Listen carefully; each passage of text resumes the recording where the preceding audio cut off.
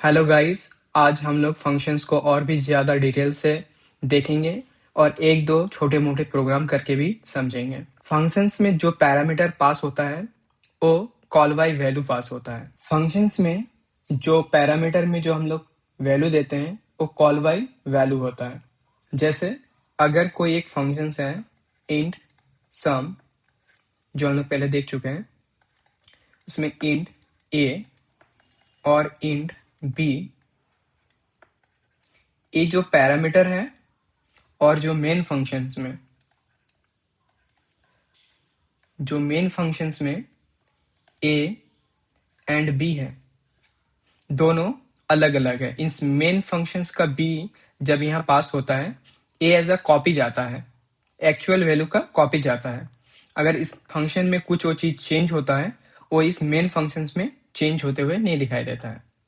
इसे हम लोग एक कोड के द्वारा समझते हैं। हम लोग क्या करेंगे, एक कोड लिखेंगे स्वैप नाम का।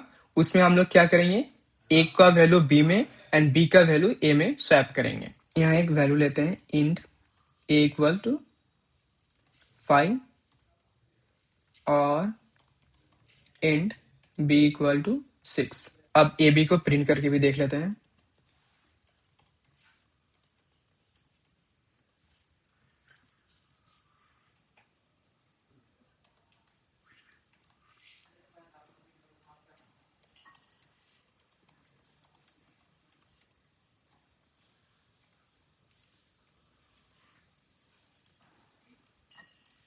अब इसे एग्जीक्यूट करके भी देख लेते हैं। ए का वैल्यू अभी 5 है, बी का वैल्यू 6 है। अब एक स्वैप फंक्शन लिखते हैं, स्वैप नाम का फंक्शन लिखते हैं, जिसमें ए का वैल्यू बी में एंड बी का वैल्यू ए में करेंगे। नहीं तो यहां भी देख सकते हैं हम लोग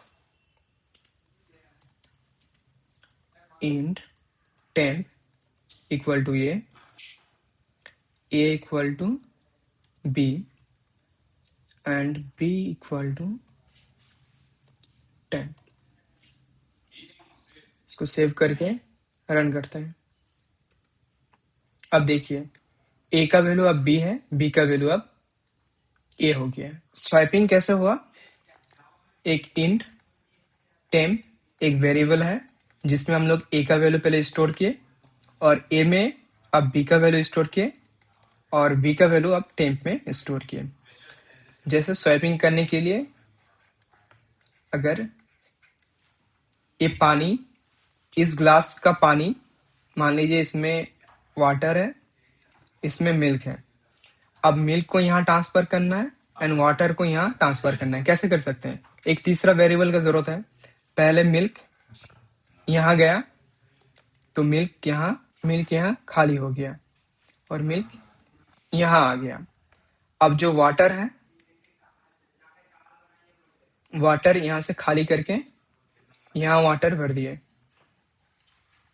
देन अब क्या किए, तो मिल्क को अब फिर यहाँ डाल दिए। तो देख सकते हैं मिल्क यहाँ हो गया, वाटर यहाँ हो गया। तो टेम्प भी ऐसा करता है, पहले टेम्प में ए का वैल्यू टेम्प में गया, ए खाली हो गया, अब ए में बी का वैल्यू डाल दिए, अब बी खाली हो गया, अब बी में टेम्प का वैल्यू डाल दिए। तो स्वाइपिंग नाम का एक फंक्शन बना लेते हैं। Static void int a and int b। इसका क्या काम है, ए ही काम करेंगे। int temp equal to a and a equal to b and b equal to 10।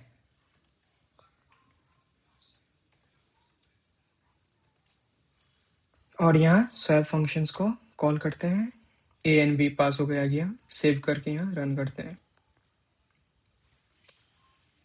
देखिए ए का वैल्यू यहाँ 5 था, बी का वैल्यू 6 था।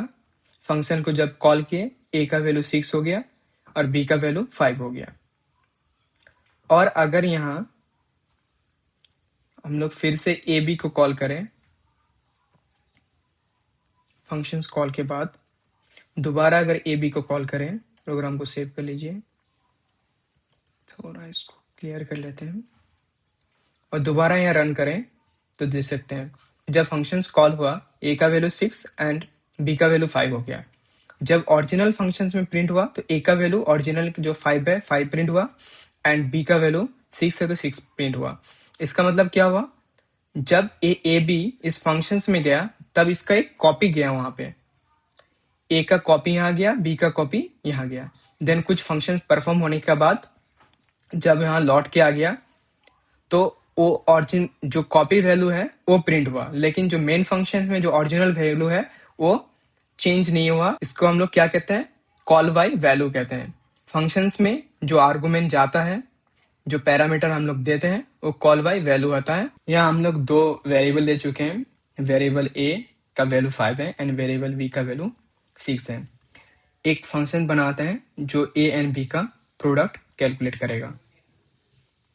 So public static int return करेगा वैल्यू, इसलिए इंटीजर नाम का वेरिएबल। इंट प्रोडक्ट इनपुट लेगा x, इंट y। अब ए बी भी लिख सकते हैं। इसका काम क्या है, डायरेक्ट कर लेते हैं, रिटर्न x इनटू y। यहाँ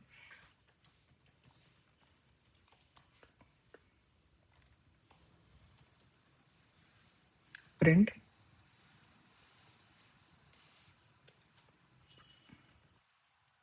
ए एंड बी, रन कीजिए। 5 एंड 6 का मल्टीप्लिकेशन इज 30। क्या करता है ये प्रोडक्ट फंक्शंस, यहाँ x का वैल्यू 5 गया है एंड y का value b and 5 into 6 30 direct return करके आ गया। एक प्रोग्राम देख लेते हैं, factorial of n। Factorial of n इसे हम लोग ऐसे डिनोट करते हैं, n into n-1 into n-2 into n-3 dot 1। ये क्या देता है हम लोग को, n फैक्टोरियल देता है। जैसे अगर 4 का फैक्टोरियल लें तो क्या होगा, 4 इंटू 3 इंटू 2 इंटू 1। 3 का फैक्टोरियल लें 3 इंटू 2 इंटू 1, तो 4 का फैक्टोरियल होता है 24 एंड 3 का फैक्टोरियल होता है 6 एंड 1 का फैक्टोरियल 1 होता है बाय डिफॉल्ट एंड 0 का फैक्टोरियल भी बाय डिफॉल्ट 1 ही होता है। तो हम लोग एक ऐसा प्रोग्राम लिखेंगे जिसमें हम लोग n फैक्टोरियल का कोड लिखेंगे। प्रोग्राम लिखते हैं फैक्टोरियल के लिए,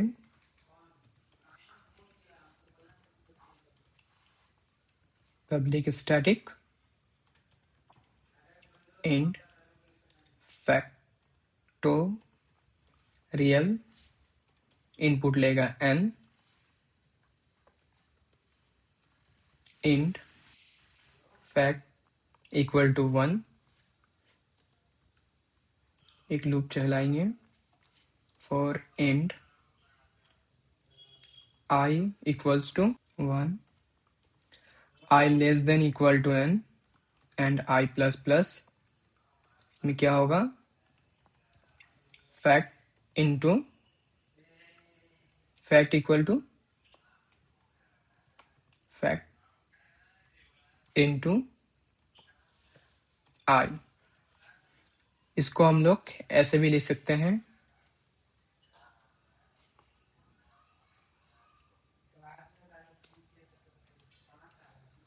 fact into equal to i। दोनों का सेम मीनिंग है। और यहाँ रिटर्न कर देंगे हम लोग को, रिटर्न फैक्ट। और यहाँ इंट एंड इक्वल टू 4 लेते हैं और फैक्टोरियल को कॉल कर लेते हैं, सेव करके यहाँ रन करते हैं। अच्छा, इसको प्रिंट भी कराना है।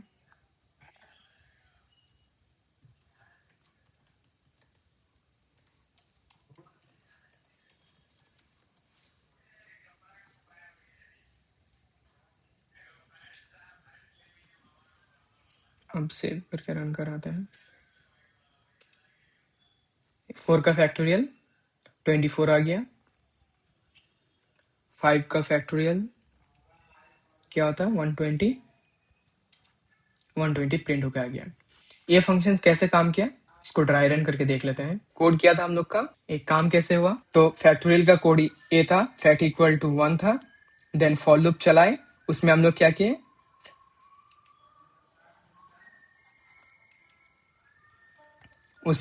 किए, फैक्ट इंटू आई। इसका मतलब क्या है, फैक्ट इंटू आई, ये शॉर्ट फॉर्म है, आई इंटू इक्वल टू आई का, इसका मतलब होता है फैक्ट इंटू आई।